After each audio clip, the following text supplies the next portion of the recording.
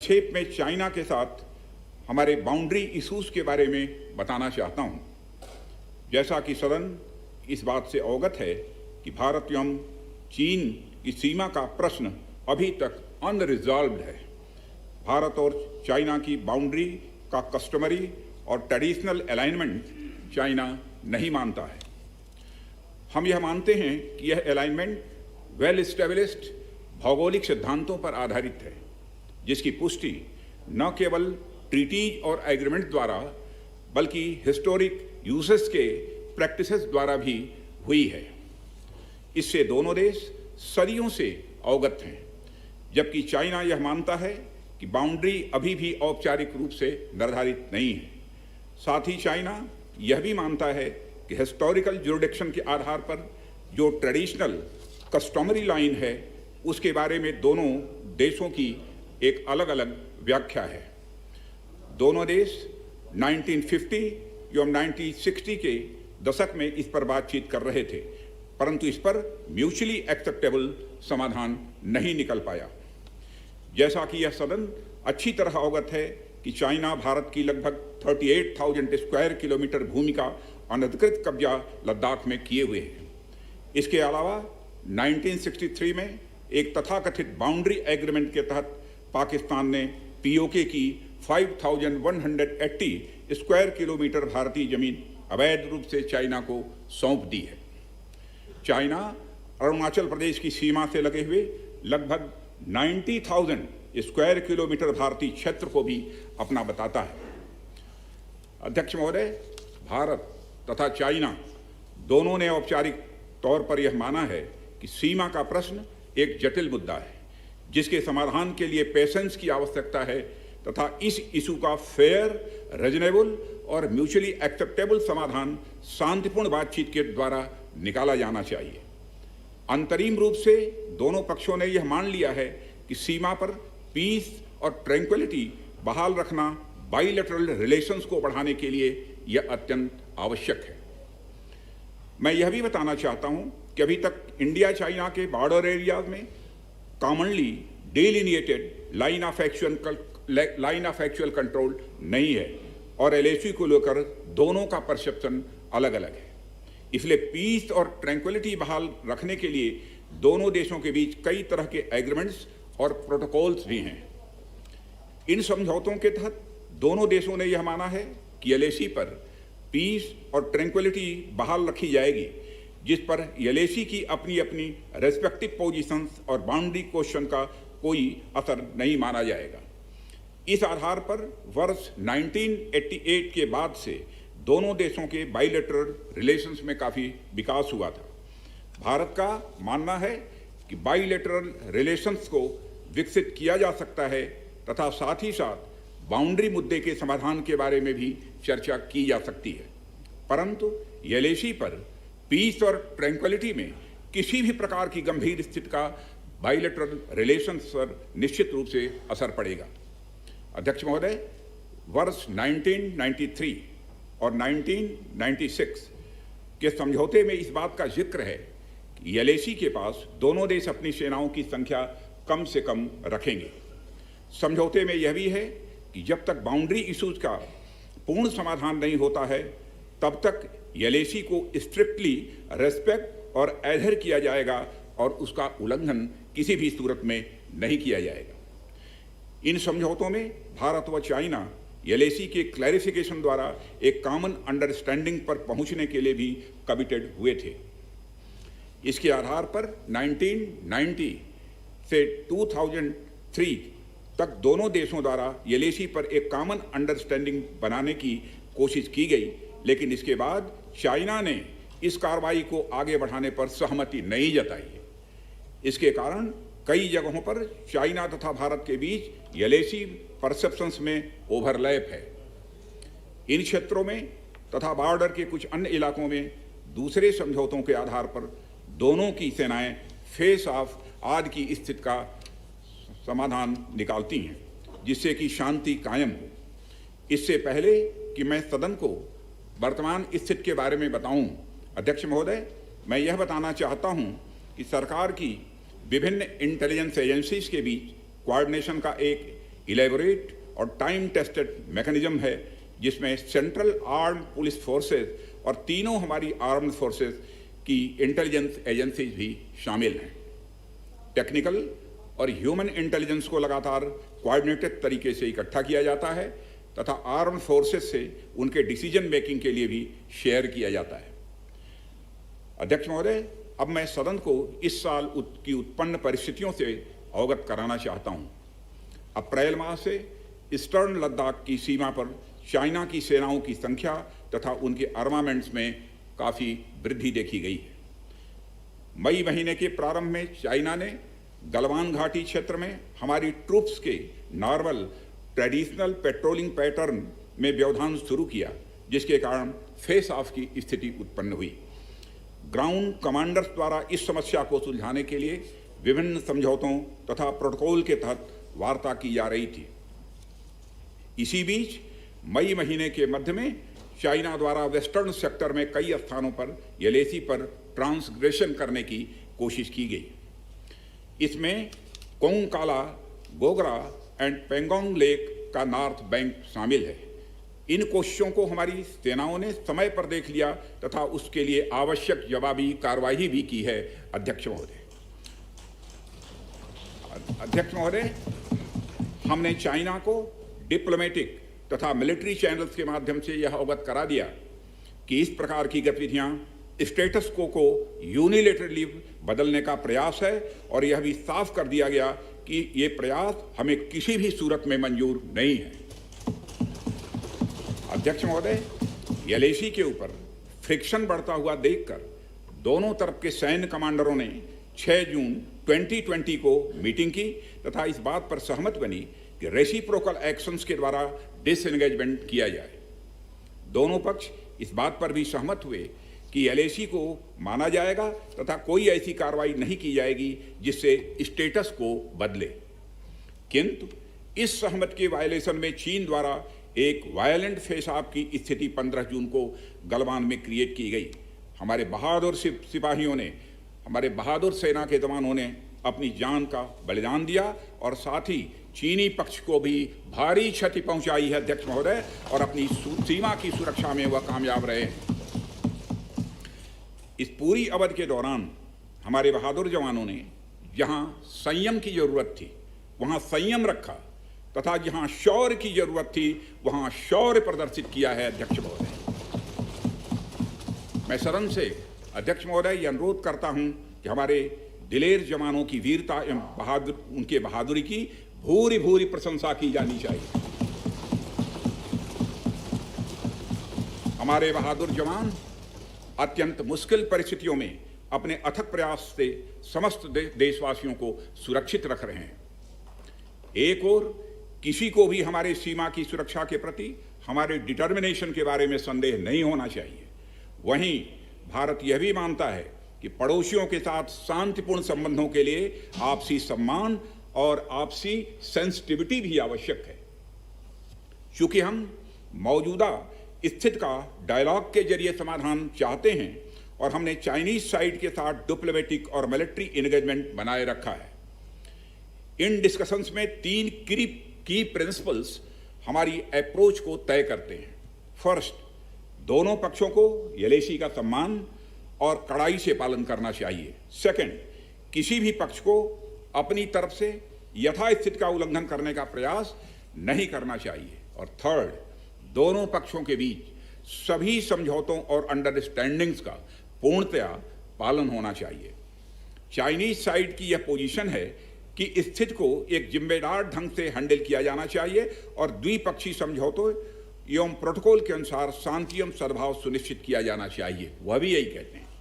जबकि ये डिस्कशन चल ही रहे थे, चीन की तरफ से 29 और 30 अगस्त की रात को प्रोवोकेटिव सैनिक कार्रवाई की गई, जो पेंगोंग लेक के साउथ बैंक एरिया में स्टेटस को बदलने का प्रयास था। लेकिन एक बार फिर हमारी आर्म फोर्सेस द्वारा टाइमली और फॉर्म एक्शंस के कारण उनके प्रयास विफल कर दिए।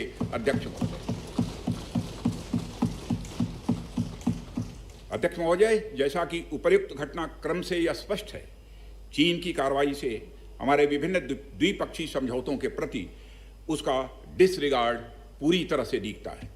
चीन द्वारा ट्रुप्स की भारी मात्रा में तैनाती किया जाना 1993 और 1996 के समझौतों का यह उल्लंघन है।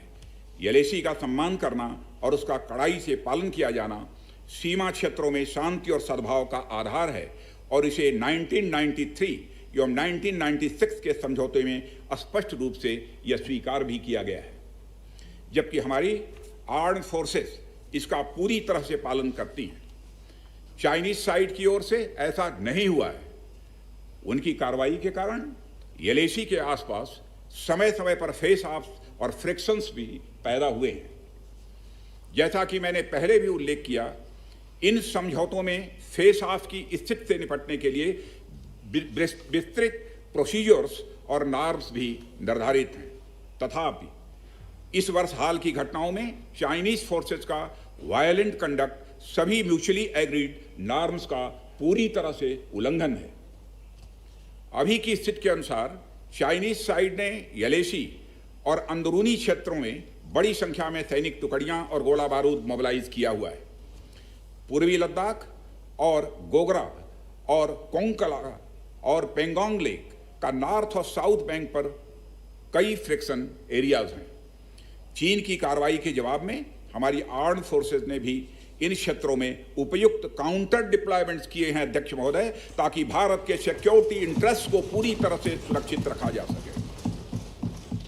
अध्यक्ष महोदय, मैं सदन को आश्वस्त रहना चाहिए कि हमारी आर्म्ड फोर्सेस इस चुनौती का सफलतापूर्वक सामना करेंगी और हमारी आर्म्ड फोर्सेस साथ ही साथ जिस प्रकार की उनके द्वारा आज भी कार्रवाई की जा रही है, जिस प्रकार से सीमा की रक्षा की जा रही है, हम सबको हमारी आर्म्ड फोर्सेस के ऊपर गौरव है अध्यक्ष महोदय, गौरव की अनुभूति होती है। अभी जो स्थिति बनी हुई है उसमें सेंसिटिव ऑपरेशनल इश्यूज शामिल हैं, इसलिए मैं इस बारे में ज्यादा ब्यौरा का खुलासा यदि करना चाहूं तब भी नहीं कर सकता हूं अध्यक्ष महोदय। यह हमारी एक सीमा है और मैं आश्वस्त हूं यह सदन हमारी इस सेंसिटिविटी को भी समझेगा।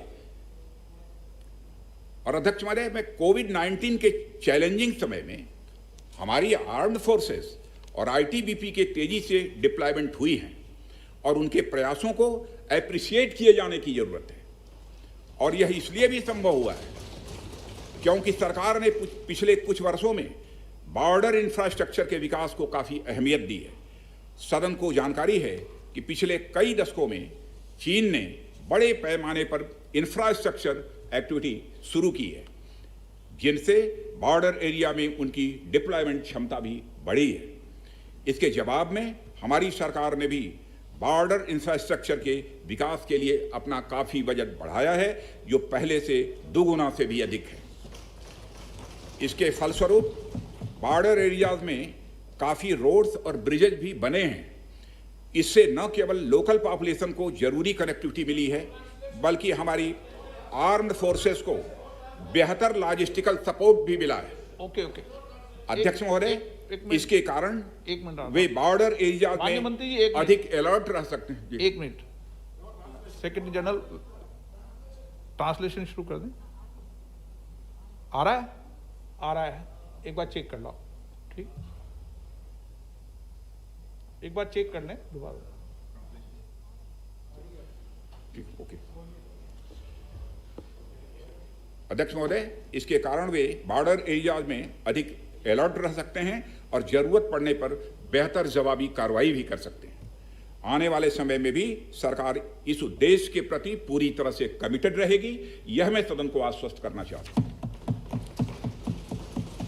आदरणीय अध्यक्ष महोदय, मैं इस बात पर बल देना चाहूंगा कि भारत हमारे बॉर्डर एरियाज में मौजूदा मुद्दों का हल शांतिपूर्ण बातचीत और कंसल्टेशन के जरिए किए जाने के प्रति कमिटेड है।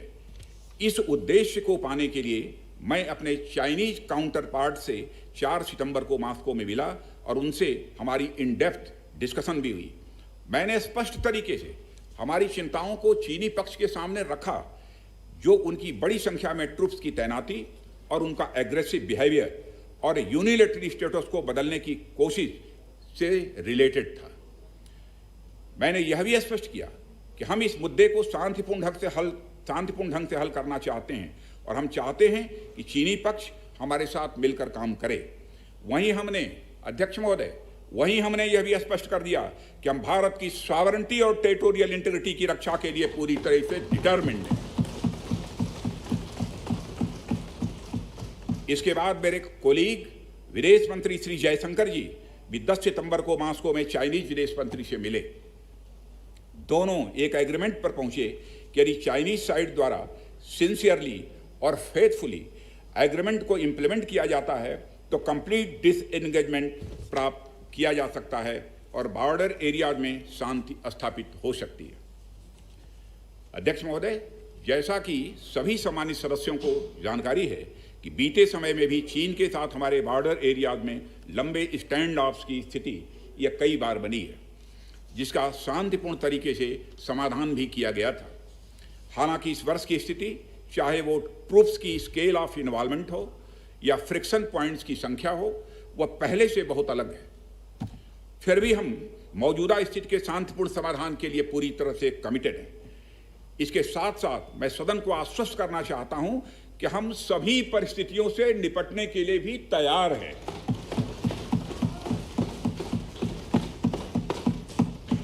अध्यक्ष महोदय, इस सदन की एक गौरवशाली परंपरा रही है। दोहराना चाहता हूं अध्यक्ष महोदय कि सदन की एक गौरवशाली परंपरा रही है कि जब भी देश के समक्ष कोई बड़ी चुनौती आई है तो इस सदन ने भारतीय सेनाओं की दृढ़ता और संकल्प के प्रति पूरी अपनी एकता और भरोसा दिखाया।